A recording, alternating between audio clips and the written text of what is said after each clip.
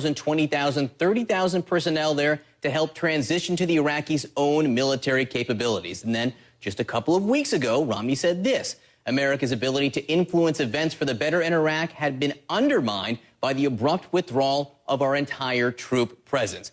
So our verdict here is true with important context. Yes, Romney suggested he would have kept some troops in Iraq, but coming up, this is the important context. On Iraq, Mitt Romney claimed that President Obama was looking to keep some troops there as well, which the president denied.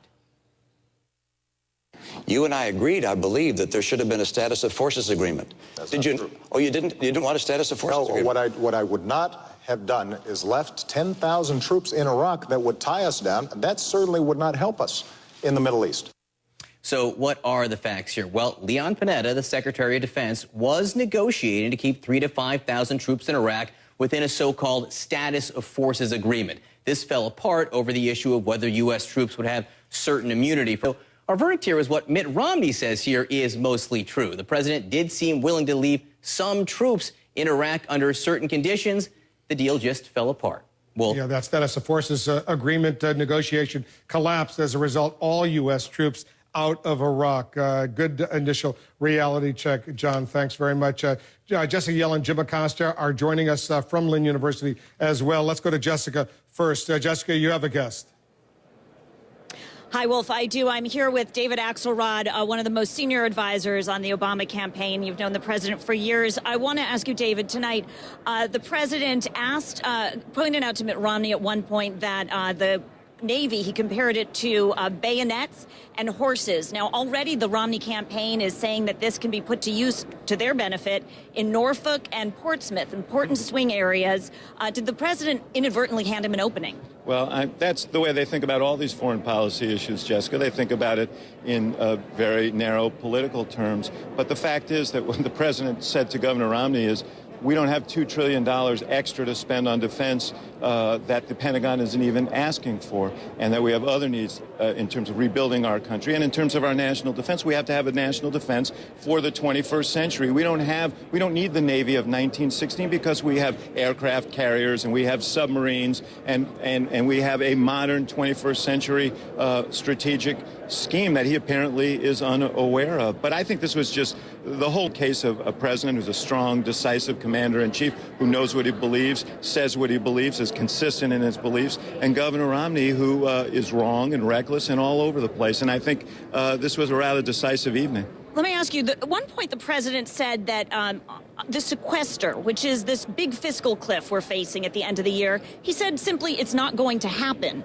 Are there secret talks going on? How can he be so sure? Well, he can be sure because when the people vote on November 6th and the president is reelected, a strong message will be sent that the American people want a balanced approach to solving this problem. And there are plenty of people on both sides who want to get that done and will get that done. But we can't get it done if you take the position that Governor Romney has taken, which is we're not going to ask for one extra dollar from any American, no matter how wealthy, to solve this problem. There isn't a person who knows anything about this who suggests that we can do it. And if we did, it would wreck our economy and it would retard our ability to grow, be disastrous. So the president understands that there are partners there for him, but the American people are going to put their imprint on this issue on November 6th. Okay, so no secret he was revealing there tonight. All right, David Axelrod, okay, thanks very much.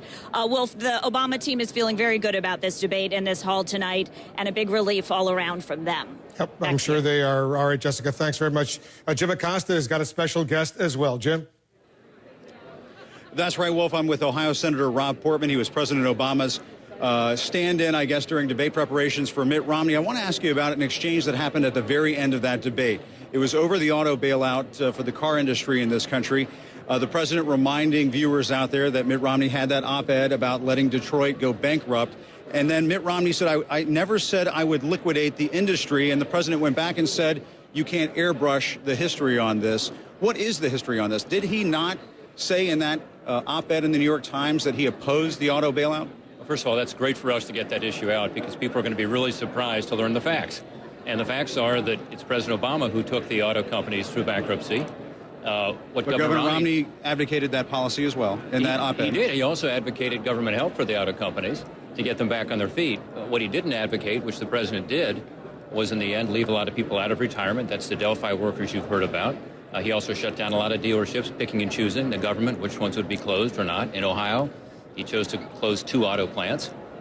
Also, we're still at about $25 billion as taxpayers. Did Governor Romney say in that op-ed, though, if you were to have the bailout go into effect, that the auto industry as it stood at that time would cease to exist, that it would go out of business? Not at all. No, just the opposite. Just like, Macy's, the biggest department store in the country, went through bankruptcy. Just like 7-Eleven went through bankruptcy. Just like the auto industry went through. He opposed the bailout. No. He said there ought to be government help provided to these auto companies to get back on their feet. But he wanted to do it sooner. President Obama waited to do it later, which made it more difficult. Also, he didn't want the government to play such a central role in picking winners and losers, which is one of the problems with the bailout in Ohio. And very quickly on foreign policy, during the debate, Mitt Romney agreed with the president on the killing of Osama bin Laden, the use of drones, the wider use of drones, and an Afghanistan withdrawal by 2014. After he criticized the president over the course of a year in various speeches on foreign policy, it sounded like he agreed a lot with the president tonight. Well, where he agreed with the president, he said so. And I think that was actually refreshing to a lot of viewers who were watching, including a lot of undecided voters. But he also laid out some very clear differences with the president. And most importantly, he laid out a vision and a strategy for the future, which once again the president did not do, just as he did not in the first 2 debates on the domestic policy issues. So I thought it was a great night for Mitt Romney. He was thoughtful, he was knowledgeable. The president did not sink his battleship? He certainly did not. I mean, I think if anything, Mitt Romney seemed like the guy who was more ready to be commander-in-chief, and he was more presidential. All right, thanks, Senator Portman. Appreciate it very much. And Wolf, we'll send it back to you. All right, Jim Acosta and Jessica Yellen, thanks very much. Soledad O'Brien was watching together with a focus group of uncommitted voters in Orlando over at the University of Central Florida. Soledad, how did it go? It was very interesting to watch them watching this debate. And if you were watching on TV, you saw those squiggly lines. Those were our very focus group watchers, and you were getting to see what they were thinking. They dial up if they thought it was interesting and they liked it, dial way down if, in fact, they didn't like it. A couple of things that we noticed, and I should mention, roughly divided, 12 women, 13 men. And we're crunching the final data right now, or I should say 2 professors from SMU are crunching that final data. A couple of things we noticed overtly, big laughs at the very beginning when the debate veered off foreign policy and quickly went into education. And I think when both men were sort of talking about education, acting as if they were still talking about foreign policy, we saw a lot of people in our focus group sort of laughing about that, realizing that they had veered very much off the topic. President Obama, as we all know, got in a dig about Mitt Romney, saying that the Navy was the smallest since 1916, and he said, well, we have fewer horses and bayonets as well. We got some big laughs out of the crowd on that, and I'm going to start, if I can, for a moment with Bob Thwaites over here. I'm going to go this way. Trying to figure out how to do this. So you've said, often we in the media talk about moments. Did you think that that was an important moment that would influence your vote in any way? No, not at all. I think that the digs are just part of the game and it's a distraction. Takes you away from the facts. Another big moment that we saw toward the end was when Mr. Romney was talking a little bit about education, and he said, I love teachers. And I'm going to bring it up here. You seem very affected by that. I noticed you rolling your eyes a lot. What's your name? My name is Ann. And tell me a little bit about that moment for you. Well, I just felt it was totally unnecessary. I was I was uncomfortable with it. I thought that he was really digging for something, and it was unnecessary. Sean, you told me earlier you are unemployed. You've been looking for work for a few months, and you told me earlier that you were hoping to get something out of this debate so you could make a decision. Did this conversation, this debate tonight, help you decide? Excuse me for reaching over you. Really, I was looking for something more of an option out of Romney. I think of him as a very intelligent candidate, but I think tonight it just was weaker than what he had started off in the first debate. So I think I've really made a decision to stick with President Obama in this election. So we know that there are some folks here, Wolf, who actually have made their decision. We started with 25 undecideds. You don't have to tell me who you're voting for, because I know for a lot of people that's something personal they don't want to share. But raise your hand if tonight's debate has actually changed your opinion, that you are now moving out of the undecided category into the decided category. Raise a hand. All right, so some people making some big decisions tonight and have changed out of the undecided category. Let's send this right back to Anderson. Anderson? Soledad, thanks very much. We're also awaiting the results of our poll, scientific poll that we've had at the end of each of these debates. I'm going to bring that to you, the results, as soon as we get them.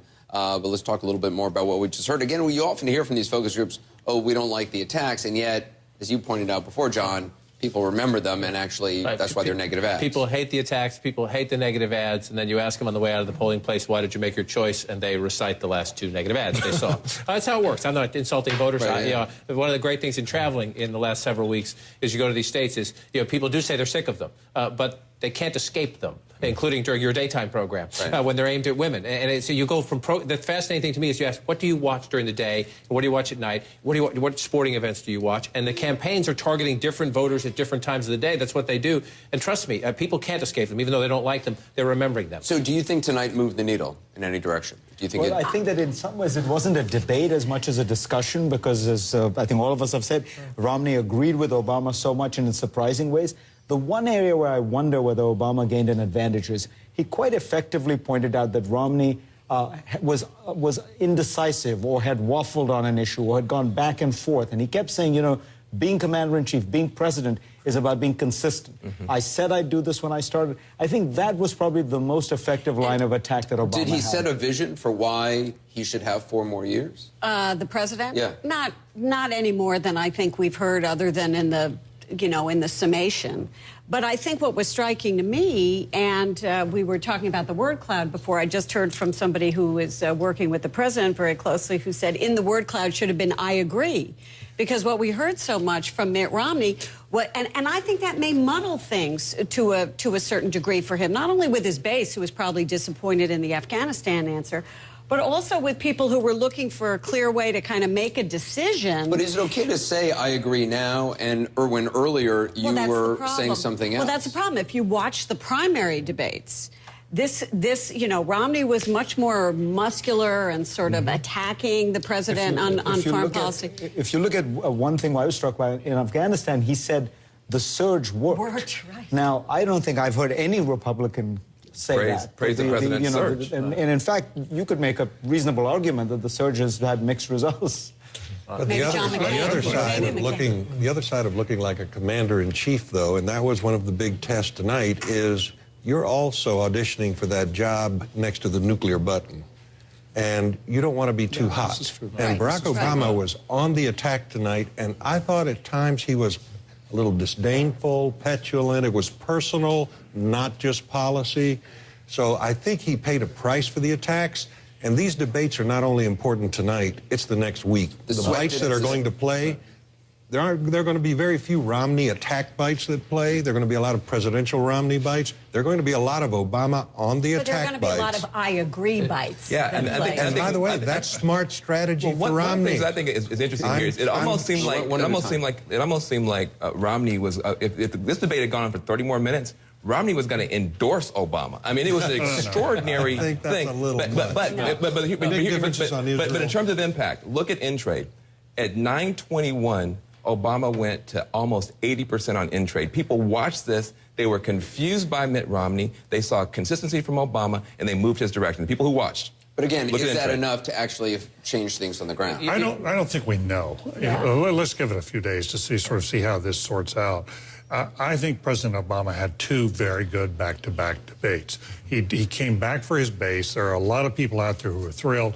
There are some Republicans out there who are disappointed that they didn't see more energy with Romney tonight. But I want to go back to something Alex has been stressing. I don't think that Romney's point tonight was to try to be more aggressive than Obama. He was trying to avoid the trap of being painted as a warmonger, as someone who would get us into war. And I think he did pretty well with women. He was trying not to be the prosecutor, but to be the president. So you have to look at the 3 debates cumulatively. The 3 debates cumulatively, what did they do? I think we'll see if this one moves the dial tonight. But Romney proved himself a credible challenger.